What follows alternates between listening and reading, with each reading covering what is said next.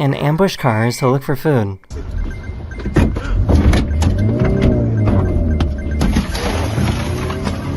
A swarm of monkeys took over the streets of a city in Thailand.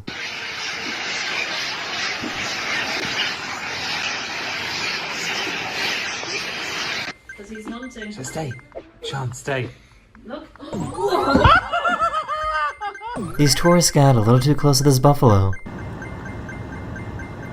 Oh. Oh. This guy had to pull over to watch these two lynxes yell at each other.